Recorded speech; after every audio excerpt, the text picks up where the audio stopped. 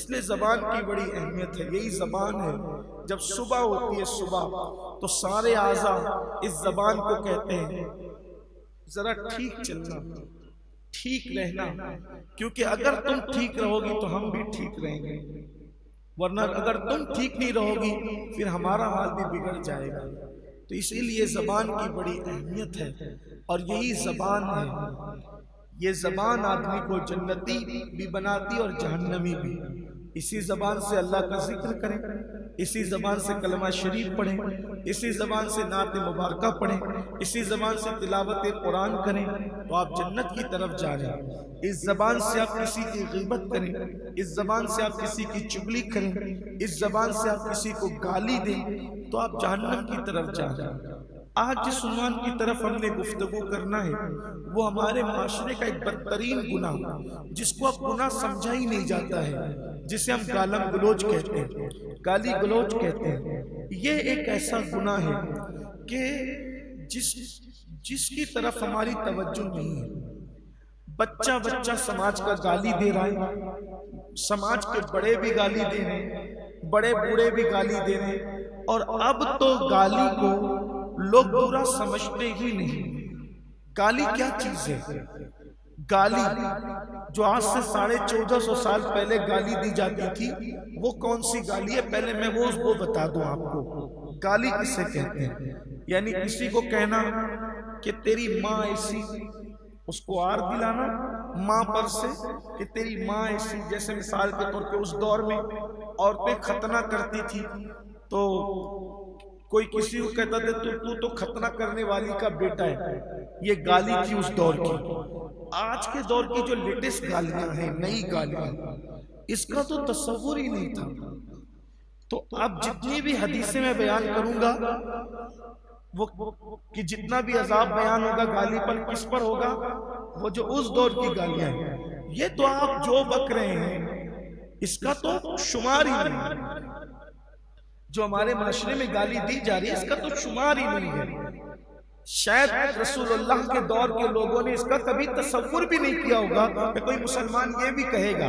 آپ جو کہہ رہے ہیں وہ مسلمانوں کی بولی نہیں ہے اور اس کو گالی بھی نہیں سمجھ رہے. آپ کے بچے بھی کہہ رہے ہیں، پورا معاشرہ ہی کہہ رہا ہے. الیاذ باللہ.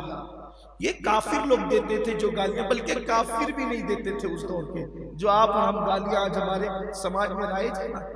اللہ رحم و کرم فرمائے. تو گالی کس کو کہتے تھے اس دور میں کہ اے ختنہ کرنے والی کے بیٹے آؤ، اے ختنہ کرنے والی کی اولاد. یہ گالی تھی اس دور. حضرت ابو ذر نے، معاذ اللہ میں یہ نہیں کہنا چاہتا کہ کسی صحابی نے گالی دی، لیکن حدیث میں آیا تو میں پڑھ رہا ہوں اس بات کو تاکہ آپ کو عبرت ہو. حالانکہ یہی بات انہوں نے کہی، اے ختنہ کرنے والی کے بیٹے. حضرت ابو ذر نے ایک شخص کو یہ بات کہی کہ اے ختنہ کرنے والی کے بیٹے، تو وہ جناب بارگاہ رسالت میں عرض کی یا رسول اللہ دیکھیے یہ مجھے ایسا کہتے ہیں. آقا کریم صلی اللہ علیہ وآلہ وسلم نے کتنا سخت جملہ کہا حضرت ابو ذر کو. ابو ذر، کیا زمانے جہالت کی باتیں اب بھی تمہارے اندر موجود ہیں؟ اس زمانے جہالت سے کیا مراد ہے پتہ ہے؟ یعنی دور کفر کی بات. آپ غور کریں جملہ کتنا ہے. آپ سے میں صرف توجہ چاہتا ہوں. آج خاص یہ عنوان امام صاحب کی فرمائش پر حافظ عثمان صاحب نے مجھے کہا تھا کہ اس عنوان پر آپ کسی اجتماع میں گفتگو کریں. اجتماع میں موقع نہیں ملا تو انہوں نے کہا جمعہ میں آ جائیں. اب وہ ہوتے تو اچھا ہوتا لیکن ان کو کہیں بھیج دیا گیا بیان کرنے. لیکن ان کا درد مند دل اس بات پر بے چین ہوا کہ یہ بات ہونی چاہیے. لیکن آپ توجہ کریں، صحابی رسول کی زبان سے جملہ نکلتا ہے ختنہ کرنے والی کے بیٹے، آر دلانے کے لیے، اور اس کے بعد اللہ کے رسول علیہ السلام اس کمپلین پر کہتے ہیں کہ کیا تمہارے اندر اب بھی زمانے جاہلیت کے معاملات، زمانے جاہلیت کی باتیں اب بھی تمہارے اندر موجود ہیں؟ اور زمانے جاہلیت زمانے کفر کو کہتے ہیں. گویا کہ آنے والے قیامت تک کے مومنین کو تنبیہ کی جا رہی ہے کہ گالی دینا یہ مسلمانوں کا شعار نہیں بلکہ یہ کفر والوں کا شعار ہے. کس بات پر؟ کس بات پر؟ صرف اتنا کہنے پر؟ اللہ کے رسول صلی اللہ علیہ وآلہ وسلم نے فرمایا جو گالی دیتا ہے اللہ اس کو اپنا دشمن بنا لیتا ہے. اللہ اس کو دشمن کی حد تک برا جانتا ہے جو گالی دیتا ہے، جو گالی دے اللہ اسے دشمن کی حد تک برا جانتا ہے۔ فرمایا گالی دینا فسق ہے، کسی مسلمان کو گالی دینا فسق ہے، اور مسلمان سے لڑنا یہ کفر ہے۔ یہ حدیث ہے صحیح ستہ میں کہ مسلمان کو گالی دینا فسق ہے اور اس سے لڑنا کفر ہے۔ اب یہاں کفر سے مراد یہ کہ کفر کافروں جیسا عمل ہے، یعنی وہ کافر نہیں ہو جاتا، لیکن جیسے حدیث پاک میں آیا من ترک الصلاۃ متعمدا فقد کفر، کہ جس نے نماز چھوڑ دی وہ کافر ہو گیا، مطلب کفر کی حد تک پہنچ گیا، یعنی کافروں جیسا اس نے کام کیا۔ تو یہی کہ مسلمان سے لڑنا یہ کافروں جیسا عمل ہے، اور مسلمان کو گالی دینا یہ فسق ہے۔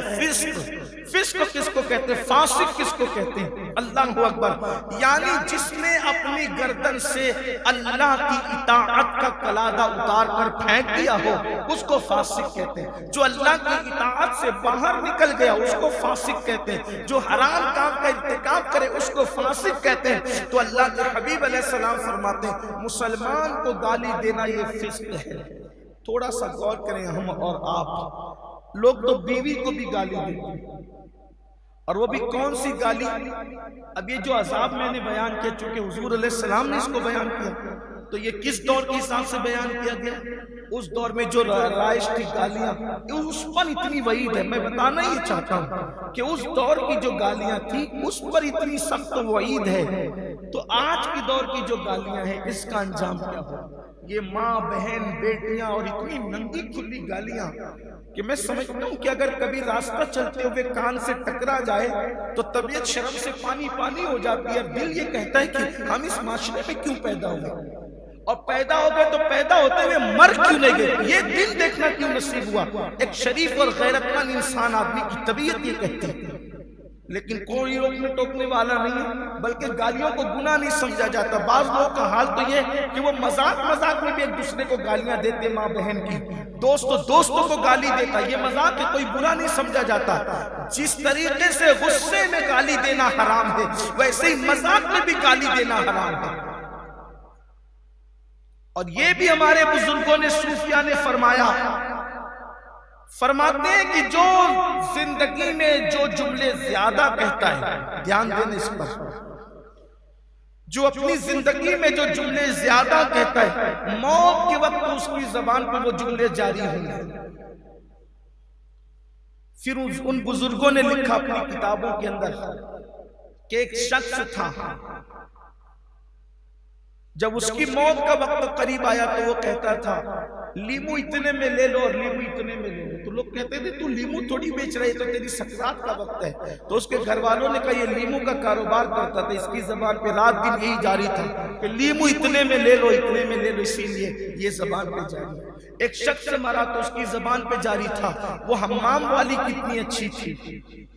فقیہ ابو اللیث سمرقندی لکھتے ہیں کہ وہ حمام والی کتنی اچھی تھی، وہ حمام والی کتنی اچھی تھی، وہ یہ کہتا تھا۔ تو کہا کہ یہ حمام والی اچھی تھی کا قصہ کیا ہے؟ تو اس کے دوستوں نے بتایا کہ دراصل بات یہ تھی کہ ایک خاتون مسافر تھی، مسافر عورت تھی، اور اس کو عورتوں سے بدکاری کرنے سے بڑی دلچسپی تھی۔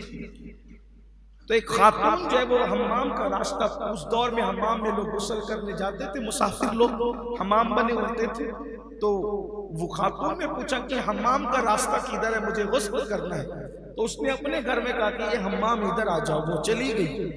تو اس کو پکڑ کے دروازہ بند کیا، کہا کہ میں تیرے ساتھ بدکاری اور بدی کرنا چاہتا ہوں۔ تو چونکہ وہ عورت ہوشیار تھی اس نے اپنی آبرو کو بچانے کے لیے حیلہ اختیار کیا، کہا جتنی بدکاری تجھے پسند ہے اس سے زیادہ بدکاری مجھے پسند ہے۔ تو کافر کا بدکاری ضرور کروں گی لیکن مجھے بھوک لگی، بھوکے پیٹ کیسے بدی کروں؟ اگر کھانا کھا لوں تو بدی کرنے میں اور مزہ ہے۔ اس نے سوچا یہ تو مجھ سے بھی زیادہ بدکار نکلی اور یہ مجھ سے زیادہ جو ہے وہ گناہ پر دلیر ہے۔ تو اس کو یقین آ گیا، تو اس نے کہا ٹھیک ہے میں تیرے لیے کھانا بھی لے کر آیا۔ وہ جیسے کھانا لانے کے لیے گیا، ادھر یہ اپنی آبرو بچا کر گھر سے باہر نکل گیا۔ تو پوری زندگی اس پہ اثر تھا اس کے حسن اور خوبصورتی کا. تو وہ اکثر اپنے دوستوں سے کہتا تھا کہ وہ حمام والی کتنی اچھی تھی, وہ حمام والی. ذرا ان کے لیے بھی عبرت ہے جو لوگ کالج کی لائف میں گناہ کرتے ہیں تو کہتے ہیں نا کالج کی لائف کتنی اچھی تھی, گناہوں کو یاد کر کے کہتے کتنی اچھی تھی.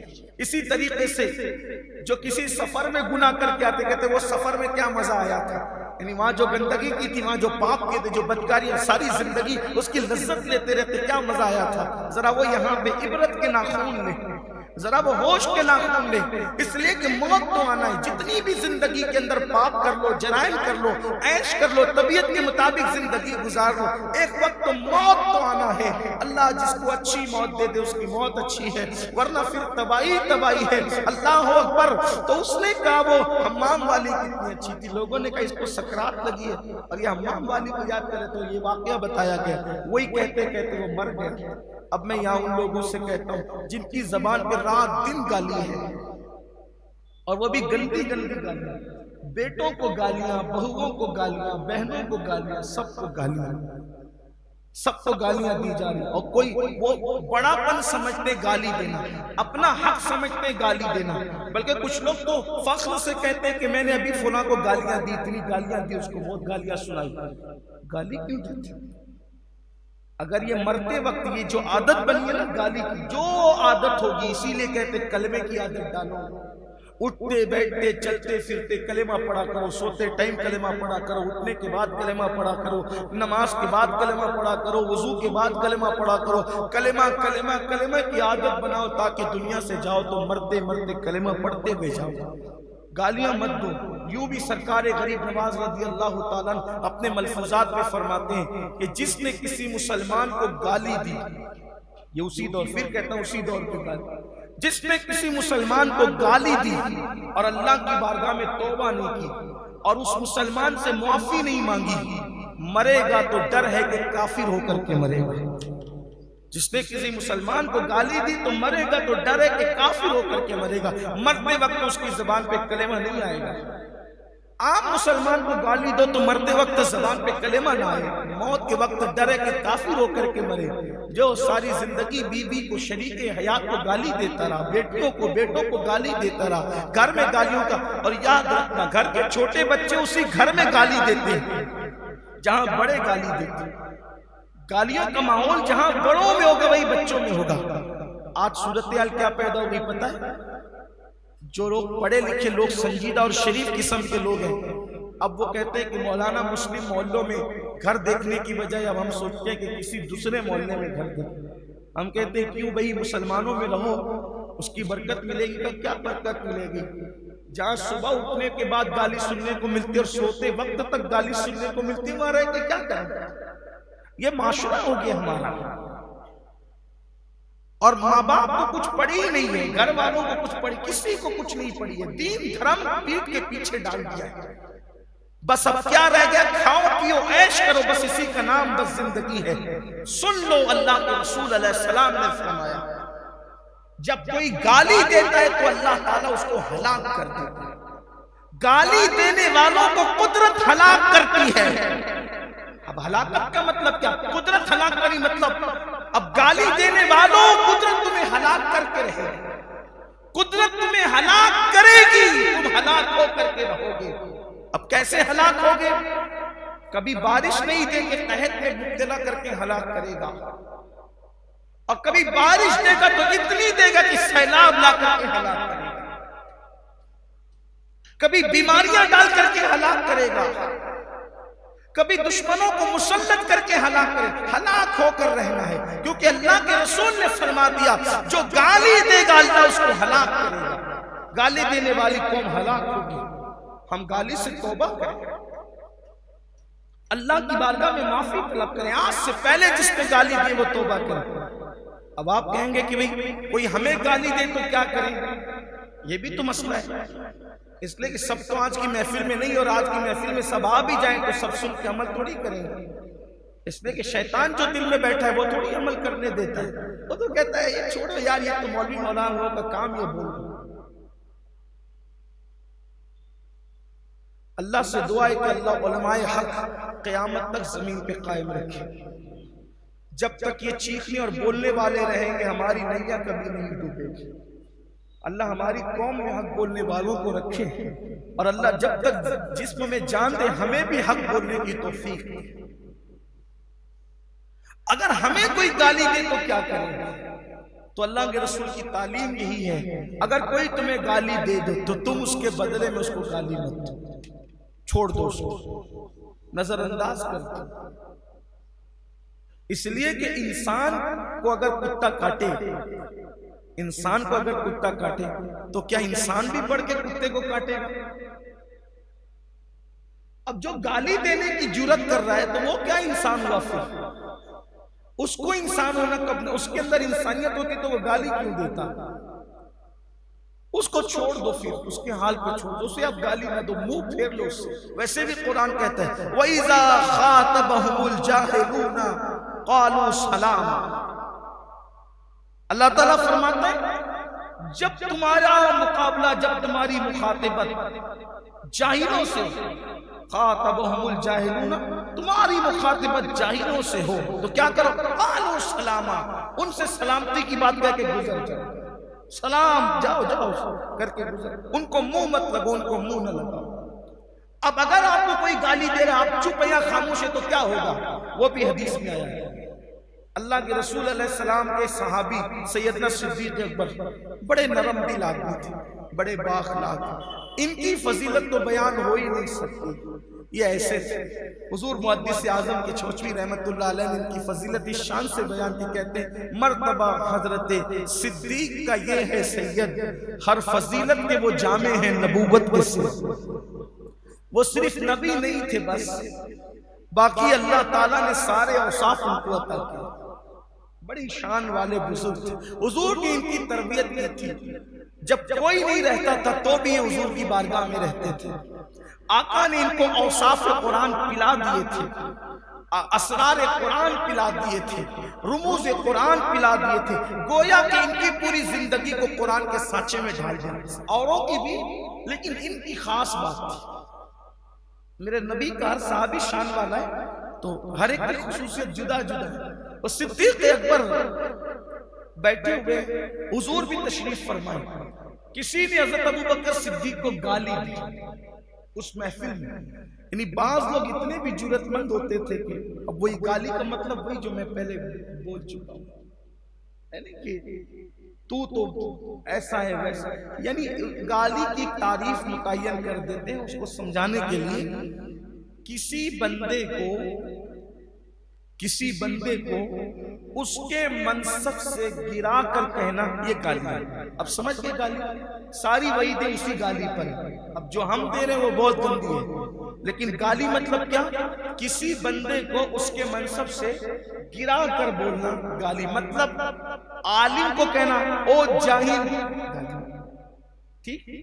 عالم کو اپنے کہا او جاہل گالی، نیک کو کہا او بدکار گالی، نیک انسان کو کہا او ریاکار گالی ہے نا، یعنی اس کے منصب سے آپ نے ہٹایا اس کو۔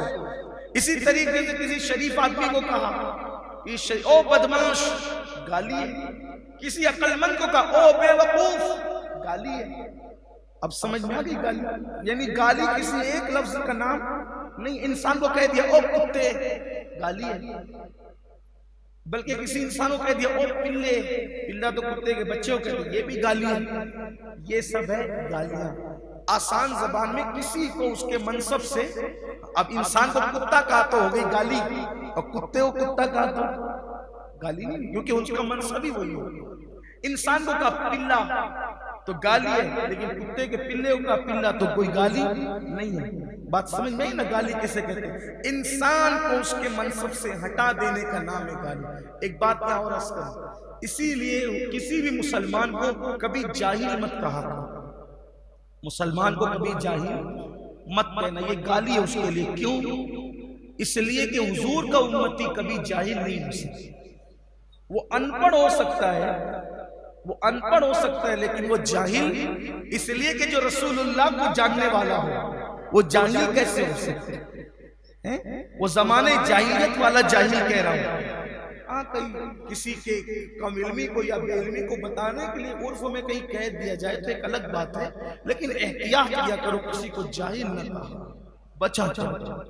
اسی طرح کسی مسلمان کو بے وقوف بھی مت کہا، حالانکہ بہت آسانی سے لوگ کہتے ہیں بے وقوف ہے، احمق ہے، بچا جاؤ، مت کہا۔ پہلی بات تو یہ کہتا ہوں اپنی زبان کو کنٹرول میں رکھو میرے بھائی، کسی کو کچھ نہ کہا۔ ابھی آگے کچھ بہت بڑی باتیں میں کرنے جا رہا ہوں، وقت تو ہو رہا ہے لیکن جلدی جلدی سے کرنا چاہتا ہوں۔ تو صدیق اکبر کو کسی نے گالی دی، حضور علیہ السلام نے حضرت ابوبکر صدیق کو دیکھا، مسکرا دیا۔ صدیق اکبر نے جواب نہیں دیا، کوئی جواب نہیں دیا۔ پھر اس کے بعد اس نے دوسری گالی دی، صدیق اکبر نے پھر کوئی جواب نہیں دیا۔ اس نے پھر گالی دی، صدیق اکبر نے پھر کوئی جواب نہیں دیا۔ اب صدیق اکبر کو آیا غصہ، اب جو گالی دے رہا تھا صدیق اکبر نے اس کو جیسے جواب دینا چاہا، حضور علیہ السلام غصے میں جلال میں آئے، اٹھ کے کھڑے ہو گئے، چل دی۔ اب حضور کھڑے ہو جائیں تو صدیق کیسے بیٹھے رہے، وہ بھی کھڑے ہو گئے۔ حضور چل دیے تو صدیق بھی چل دیے۔ عرض کی آقا میرے ماں باپ آپ پہ قربان، اس نے اتنی گالیاں دی، آپ چپ رہے، مجھے دیکھ کے مسکراتے رہے، اور میں نے اس کو کیا جواب دیا؟ آپ جلال میں آگے، غصے میں آگے، کہا ابو بکر تجھے کیا بتاؤں، جب تو چپ تھا تو اللہ نے تیری طرف سے ایک فرشتہ مقرر کیا تھا، جب وہ تیری توہین کرتا تھا تو فرشتہ جواب دیتا تھا، جب تو صبر کر کے چپ بیٹھا تھا تو جواب فرشتہ دیتا تھا، جب تو بولنے لگا تو فرشتہ چلا گیا اور شیطان آ گیا، تو جہاں شیطان آئے گا میں وہاں کیوں رکوں، پھر میں وہاں سے چل دیا۔ تو جب تم خاموش رہو گے فرشتہ جواب دے گا، جب تم چپ رہو گے فرشتہ جواب دے دو لوگوں کو گالیاں۔ میں تو کہتا ہوں کہ جو گالیاں ہمیں دیتے وہ ایک طرح کے ہمارے محسن، اس لیے کہ ہزاروں سال مالا جپ کر وہ مقام تمہیں ولایت کا نہیں مل سکتا جو لوگوں کی گالیوں پہ چپ رہ کے صبر کر کے مقام ملتا ہے، بلکہ اللہ جس کو اپنا ولی بنانا چاہتا ہے اس پر کچھ گالیاں دینے والے مقرر کر دیے جاتے ہیں، وہ اس کو گالیاں دیتے رہتے ہیں، صبر کرتا رہتا ہے اور مقام ولایت پا جاتا ہے۔ اس لیے لوگوں کو چاہیے صبر سے کام لو، مت جواب مت، لیکن یہ ہے بڑا کڑوا گھونٹ، آسان نہیں ہے۔ مسواک کرنا آسان ہے، کھانے سے پہلے نمک چکھنا آسان ہے، مسجد کے زینے پہ بیٹھے ہوئے لوگوں کو تھوڑا وہ صدقہ دے دینا بھی آسان ہے، نماز پڑھنا بھی آسان ہے، لیکن گالی سن کے چپ رہ جانا یہ بڑے ہمت کا کام، آسان نہیں ہے یہ کام۔ لیکن جو یہ کر جائے پھر اللہ تعالیٰ اس پہ فرشتہ مقرر کرتا ہے جواب دینے، اس کی طرف سے فرشتہ جواب دیتا ہے، نہ دو جواب، کوئی گالی دے نہ دو جواب، خاموش ہو جاؤ، نکل جاؤ۔ ایک مرتبہ مروان نے امام حسن کو گالی دی، مروان نے امام حسن کو گالی دی، دیکھو گالی اس نے دی، امام حسن کا جواب کیا تھا؟ آپ نے گالی نہیں، فرمایا مروان میں تجھے گالی کے جواب میں گالی نہیں دوں گا، کیوں؟ اس کی وجہ یہ ہے کہ اندر جس کے جو ہوتا ہے باہر وہی نکلتا ہے، البتہ تو نے مجھے گالی بڑی گندی دی ہے، میں اللہ سے اتنا ہی عرض کرتا ہوں کہ تو نے مجھے جیسی گالی دی اگر میں ویسا ہی ہوں تو اللہ مجھے معاف کر دے، اور اگر میں ویسا نہیں ہوں تو اللہ تبارک و تعالیٰ تجھے توفیق عطا کرے کہ تو ایسی بات نہ کیا کر۔ دیکھیں یہ جواب ہے گالی کا جواب، اس لیے ہمیں چاہیے گالی سے تو آج سچے دل سے توبہ کریں، کسی کو گالی نہ دیں۔ اب کس کس کو گالی نہ دیں، آئیے ذرا اس کی طرف بھی آ جاتے ہیں، کس کس کو گالی نہ دیں۔ اللہ کے رسول علیہ السلام نے فرمایا پسو سمجھتے ہیں نا، ایک دم باریک سا کیڑا ہوتا ہے، دکھتا بھی نہیں ہے، جب کاٹ لیتا ہے ایک دم بالکل زور کا درد ہوتا ہے، جلن ہوتی ہے، تب پتہ چلتا ہے کسی نے کاٹا، دیکھو تو چپکا ہوا نظر آتا ہے، ایک دم باریک سا پسو۔ اللہ کے حبیب علیہ السلام فرماتے ہیں پسو کو بھی گالی مت دو، اگر تم نے دنیا میں پسو کو گالی دی تھی تو قیامت کے دن اللہ تم سے اس کے بارے میں بھی سوال فرمائے گا. مرغی کو، بکری کو، جانور کو بھی گالی مت دو. تم کسی جانور کو بھی گالی نہیں دے سکتے. اللہ اکبر. اور آگے آئیے، اللہ کے رسول علیہ السلام فرماتے ہیں اگر کوئی کافر تمہیں دکھے تم کافر کو بھی گالی مت دو. وہ کافر ہے، تیری زبان تو مومن ہے، تو کافر کی وجہ سے اپنی زبان کو کیوں گندا کرتا ہے، اپنی زبان کو کیوں خراب کرتا ہے؟ کافر کو بھی گالی نہیں دے سکتے. اب بات کا اینڈ کرتے ہیں. اللہ کے رسول علیہ السلام سے صحابہ نے پوچھا یا رسول اللہ، کافر کو تو گالی نہیں دے سکتے، کیا شیطان کو گالی دے سکتے؟ شیطان تو بہت برا ہے. اللہ صحابہ پہ رحمتیں نازل فرمائے. دیکھو وہ کیسے کیسے سوال پوچھ لیتے تھے، ہمارے مسئلے حل کیا. اب شیطان تو بہت برا ہے نا، تو شیطان کو کیونکہ لوگوں سے زنا وہی کرواتا ہے، شراب وہی پلواتا ہے، اسی طریقے سے کفر وہی کرواتا ہے، شرک وہی کرواتا ہے، سارے گندگی تو اس نے کر رکھی ہے. شیطان کو گالی دے سکتے ہیں؟ اللہ کے رسول علیہ السلام فرماتے ہیں نہیں، ہمارے مذہب میں شیطان کو بھی گالی دینے کی اجازت نہیں ہے. مذہب اسلام شیطان کو بھی. اب بتاؤ مجھے مسلمانوں، تھوڑا سا اس حدیث پہ غور کرو. جو مذہب شیطان کو گالی دینے سے منع کرتا ہو، جو مذہب شیطان کو گالی دینے سے روکتا ہو، اس مذہب کے اندر ماں بہن کی گالیاں، بیٹیوں کی گالیاں، اس کی اجازت کیسے ہو سکتی ہے؟ اس لیے اپنے اعمال سے اللہ کی بارگاہ میں توبہ کریں. ہم جس راستے پہ جا رہے ہیں وہ راستہ جہنم کی طرف لے جاتا ہے. ہم جس راستے پہ جا رہے ہیں وہ راستہ تباہی کی طرف لے جاتا ہے. ہم جس راستے پہ جا رہے ہیں وہ راستہ بربادی کی طرف لے جاتا ہے. اللہ کے بندوں، توبہ کرو اللہ کی بارگاہ میں. جب کافر کو بھی، شیطان کو بھی گالی دینے کی اجازت نہیں ہے تو ایک دوسرے کو، دوستوں کو، بھائیوں کو، بہنوں کو، بلکہ آج کل تو اللہ کی پناہ، آج کل کے نوجوان لڑکے ماں باپ کو بھی گالی نکالتے، ماں کو بھی گالی دیتے، باپ کو بھی گالی دیتے. یعنی ڈائریکٹ جو گالی دی، ان کا انجام کیا ہوگا یہ تو نہیں پتا ہمیں، لیکن ان کی دنیا بھی تباہ ہے اور آخرت بھی تباہ ہے. جن ماں باپ کے سامنے اونچی آواز سے بات کرنے پر اعمال اکارت ہو جاتے ہیں، اعمال برباد ہو جاتے ہیں، اللہ اکبر، ان کو گالی دینے پہ کیا. یہ تو ایک طبقہ ہوا جو ڈائریکٹ گالی دیتا ہے. دوسرا طبقہ نیک لوگوں کا، پرہیزگار لوگوں کا، وہ بھی ماں باپ کو گالی دیتے.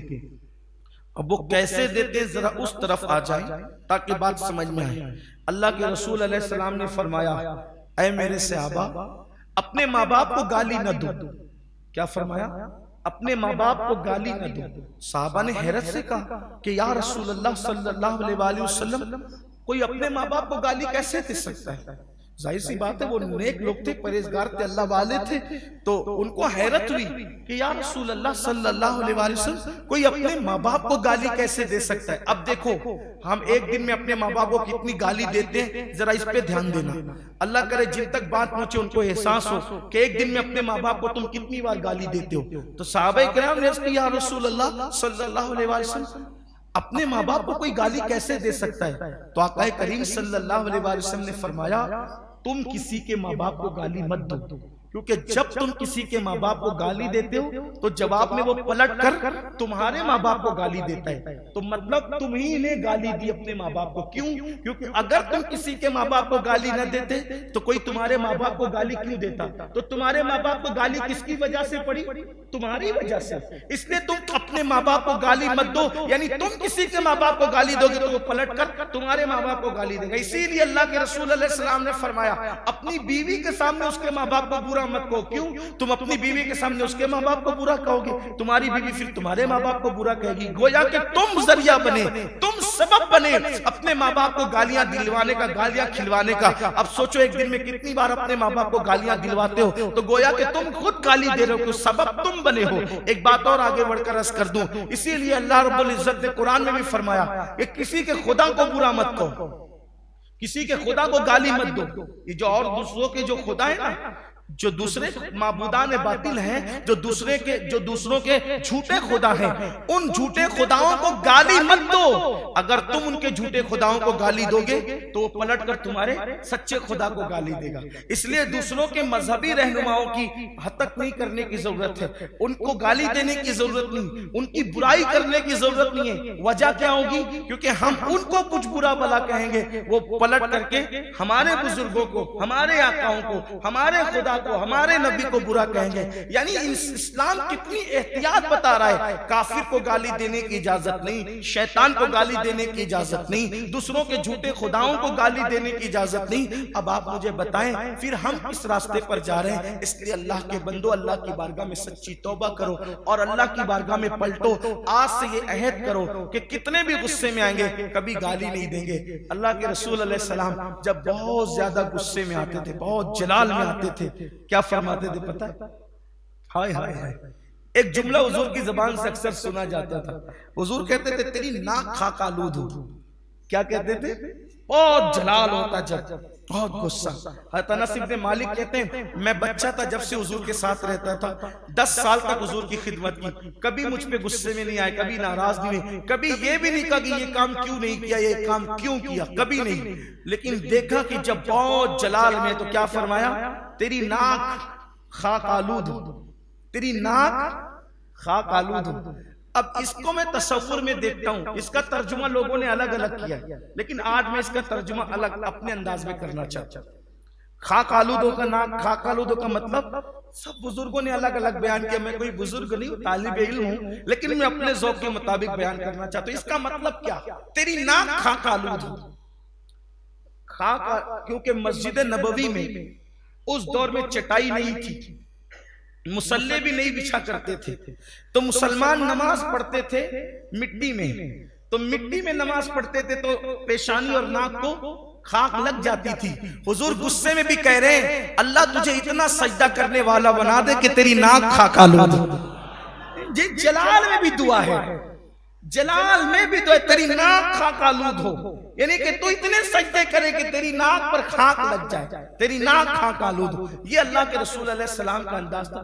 غصہ ہر آدمی کو آتا ہے, آنا بھی چاہیے. جس کو غصہ ہی نہ آئے, جس کو کبھی غصہ ہی نہ آئے وہ مومن نہیں رہتا. مومن کی شان ہے غصہ, مومن کی شان ہے. کوئی کہتا ہے مجھے بھوک ہی نہیں لگتی, تو ڈاکٹر لوگ کیا کہیں گے؟ آپ کو بیماری ہے. بھوک لگنے پہ آپ کم کھاتے ہیں, آپ کا ہنر ہے, آپ کا تقوی ہے, لیکن بھوک ہی نہیں لگتی, بیماری علاج کراؤ. تو ایسے کوئی کہے کہ مجھے غصہ نہیں آتا, بھئی آپ کو علاج کرانا چاہیے. مومنانہ شان ختم تو نہیں, غصہ آنا چاہیے, مگر غصہ کس پر آئے؟ اپنی ذات کے لیے نہ آئے, اللہ رب العزت کے لیے غصہ آئے. یعنی کوئی خلاف شرع کام دیکھو تو غصہ آئے, کوئی حرام کام دیکھو تو غصہ آئے, کوئی ناجائز کام دیکھو تو غصہ آئے. حرام اور ناجائز کام دیکھ کر جس کو غصہ نہیں آتا, سمجھ لو کہ اس کے دل میں ایمان کا چراغ ٹمٹما رہا یا بجھ چکا ہے. ایمان کی نشانی ہے, جس کے سینے میں ایمان ہوگا وہ حرام کام دیکھ کر ضرور غصے میں آئے گا, وہ ضرور جلال میں آئے گا. لیکن اس غصے کو بھی وہ ایسے نہیں اتار دے گا کہ غصے میں آئے تو گالی دے دی, ڈانٹ دیا, مار دیا, بھگا دیا. نہیں, اس کا بھی ایک طریقہ ہے, اس کا بھی ایک انداز ہے. تو بہرحال غصہ آنا چاہیے. بلکہ فرمایا گیا کچھ لوگ ایسے ہوتے ہیں جن کو غصہ جلدی آتا ہے, غصہ جلدی آتا ہے اور دیر سے جاتا ہے. یہ بڑا برا غصہ ہے, یہ بڑا برا غصہ ہے. پھر ایک غصہ ایسا ہے جو دیر سے آتا ہے اور دیر سے جاتا ہے, یہ بھی برا ہے. ایک غصہ ایسا ہے مومن کا غصہ جو بہت دیر سے آتا ہے اور بہت جلدی چلا جاتا ہے, جو بہت اور وہ بھی اپنی ذات کے لیے نہیں آتا. کس کے لیے آتا ہے؟ شریعت کے لیے, دین کے لیے, مذہب کے لیے آتا ہے. جیسے مروان نے ایک مرتبہ امام حسین کو گالی دی, تو امام حسین کو گالی دی, آپ نے گالی کا کوئی جواب نہیں دیا, لیکن وہ سیدھے ہاتھ سے ناک صاف کرنے لگا. امام حسین نے کہا تجھے ناک صاف کرنا نہیں آتی, سیدھے ہاتھ سے نہیں الٹے ہاتھ سے ناک صاف کرتے. پتا چلا اپنی ذات کو گالی دی, غصہ نہیں آیا, لیکن ایک خلاف سنت کام ہوتا دیکھا تو غصہ آیا, اس کو ٹوک دیا. یہ سیدھے ہاتھ سے ناک صاف مسلمان تھوڑی کرتے ہیں. مروان تو سیدھے ہاتھ سے ناک صاف کر رہا, تو یہ ناک صاف. یہ وہ لوگ تھے جو اہل بیت کا مقابلہ کرنے چلے تھے اور جن کو ناک صاف کرنا بھی نہیں آتی. ہم کہتے ہیں نا, اور جن کو ناک صاف کرنا نہیں آتی وہ یہ کام کریں گے, تو وہ یہی تھا. جن کے پاس علم تھا وہ کبھی نہیں ٹکرائے نبی کے خاندان سے, جن کے پاس تقویٰ تھا وہ کبھی, جن کو ناک صاف کرنا نہیں آتی تھی وہ ٹکرا رہے تھے. پتا چلا ان کی حیثیت کیا تھی, کس حیثیت کے لوگ تھے وہ جو نبی کے خاندان سے ٹکرانے کے لیے نکلے تھے. وہ سیدھے ہاتھ سے ناک. تو امام حسین نے کہا تجھے ناک صاف کرنا نہیں آتی. غصہ آیا آپ کو, گالی پر نہیں آیا, گالی پر نہیں آیا، خلاف سنت کام دیکھا تو غصہ ہے، لیکن پھر بھی کتنے اچھے انداز کا مسلمان سیدھے ہاتھ سے ناک صاف نہیں کرتا، مسلمان تو الٹے ہاتھ سے، الٹا ہاتھ اسی لیے دیا۔ مجھے یہاں ایک بات اور یاد آئی، ٹائم والا کیا ہو گیا، ایک مرتبہ ایک غیر مسلم ہندو ٹرین میں الٹے ہاتھ سے کھا رہا تھا، الٹے ہاتھ سے۔ حضور سیدی مفتی اعظمین رحمت اللہ علیہ جو ہمارے دادا پیر ہوتے ہیں، انہوں نے اس غیر مسلم کو ٹوکا، کہا بھائی سیدھے ہاتھ سے کھاؤ، الٹے ہاتھ سے مت کھاؤ۔ تو اس نے بتانے کے لیے کہ بھئی میں مسلمان نہیں ہوں، تو اس نے کہا کہ گرو جی میں مسلمان نہیں ہوں، میں ہندو ہوں۔ تو آپ نے فرمایا تیرے مذہب کے حساب سے بھی الٹے ہاتھ سے کھانے کی اجازت نہیں ہے، اس لیے کہ جس کو اللہ نے عقل دی ہے اس کو چاہیے کہ وہ سیدھا ہاتھ کھانے کے لیے استعمال کرے اور الٹا ہاتھ گندگی صاف کرنے کے لیے استعمال کرے، اس لیے کہ جس ہاتھ سے گندگی صاف کرتے ہیں اس ہاتھ سے کھانا کیسے کھا سکتے ہیں؟ یہ تو عقل کے بھی خلاف ہے، اور یہ اس کا تعلق جو ہے وہ ایسا نہیں کہ کسی مذہب سے خاص ہو، جو عقل والا ہے وہ اتنی بات تو سمجھتا ہی ہے، اگرچہ اسلام کی تعلیم یہ ہے لیکن عقل بھی کچھ باتوں کا تقاضا کر، اس طرح اس کو آپ نے سمجھایا۔ تو یہاں بھی ہمارے یہاں بھی کچھ لوگ الٹے ہاتھ سے چائے پی لیں گے، الٹے ہاتھ سے کھانے لگیں گے، الٹے ہاتھ سے پانی پئیں گے، تو یہ چیزیں بھی لوگوں کو سمجھنا چاہیے۔ لیکن میں عرض یہ کر رہا تھا کہ مومن کی شان یہ کہ دیر سے غصہ آتا ہے، جلدی چلا جاتا ہے، وہ بھی دین کے لیے آتا ہے، اپنی ذات کے لیے نہیں آتا۔ اس لیے اللہ کی بارگاہ میں توبہ کریں، گالیوں سے بچیں، جس کو گالی دیتے دیکھیں اس کو منع کریں، اس لیے کہ گالی کا سب سے بڑا نقصان یہ ہے کہ حضور علیہ السلام نے فرمایا جو گالی دے اللہ اس کو ہلاک کرے، جو گالی دے، اور غریب نواز فرماتے ہیں جو گالی دے گا ڈر ہے کہ وہ کافر ہو کے مرے گا، اس کا خاتمہ ایمان پہ نہیں ہوگا، اس کی زبان پہ کلمہ نہیں آئے گا، اور گالی دینے والوں کا بد انجام یہ ہے کہ میرے آقا علیہ السلام فرماتے ہیں، حدیث پاک کا مفہوم ہے، جو گالیاں دے کر لوگوں کے دلوں کو چھلنی کرتے ہیں، جو وہ جہنم کے اندر ان کے ہونٹوں کو اور جبڑوں کو آگ کی کینچی سے کاٹا جائے گا۔ اللہ ہم سب کے حال پہ رحم و کرم فرمائے۔